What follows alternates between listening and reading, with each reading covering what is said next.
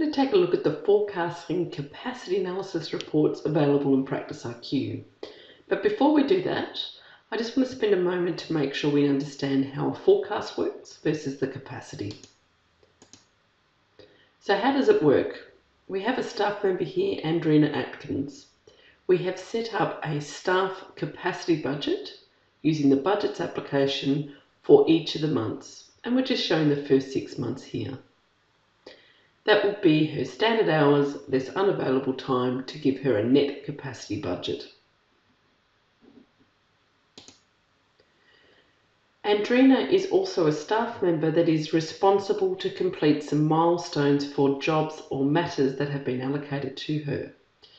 Each one of those milestones has a target date, which will be the period in which that we allocate the work, and a number of hours.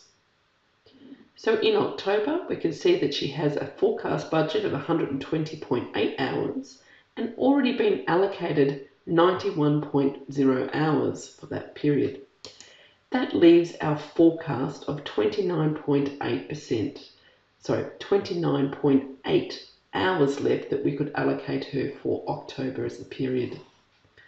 A forecast report will show the full year, your financial year start and end, and give you your budget less allocated milestones for that period to give you the forecast. Capacity, on the other hand, is looking at where are we today. So if we're in October today, we have a capacity budget that is October through to the end of the year. But for the periods that have already passed, so July, August and September, the capacity budget is 0 because it's already happened. So then we look at the milestones. What milestones have been completed? Then we take those out. But if there's milestones that have not been completed, then we leave that in the milestone targeted allocated hours. So we need to be able to move that time over to the current period so that we can complete it and make sure that we've got the right capacity or reallocate it if it's not got capacity that can finish that job. So that's what we're going to have a look at, the tools in Practice IQ, to be able to give you that visually and also drill down into the detail. To access your capacity reports, we've enabled them through the workflow capacity section, and there is a graph, staff detail and the detail underneath that. If we start off with the capacity chart, the two areas that we were looking at before is the forecast and the capacity. If you do change any of those, you'll need to click View Report. By default, the whole firm is viewed.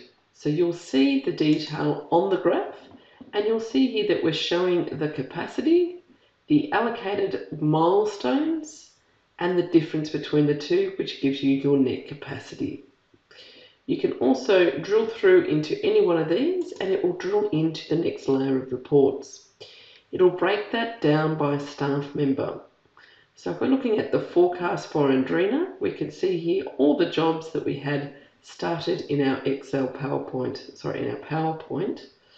earlier. And then I can simply just click through now and see the detail of that. And it will break that down per month and the number of hours of what's allocated. And I can further break that down to have a look at the better detail underneath that. So I can see exactly what's happening with that job. If we go back, we simply go back up the levels and keep going back to the chart. So the forecast was everything. You put in all your staff budgets and then you allocate all the jobs.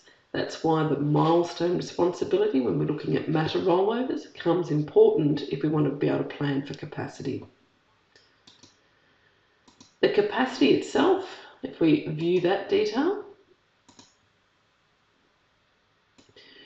we'll have a graph that will show from today's date, we're sitting in October, and it graphs what we've got going forward that's not yet been completed in the milestones against your capacity, being your net capacity budget, less the allocated incomplete milestones, and then you have the difference.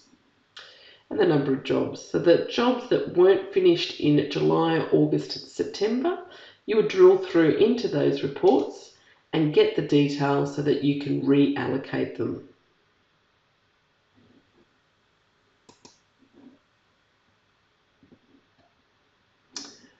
So that's our basic starting point for the capacity chart that drills into the capacity detail.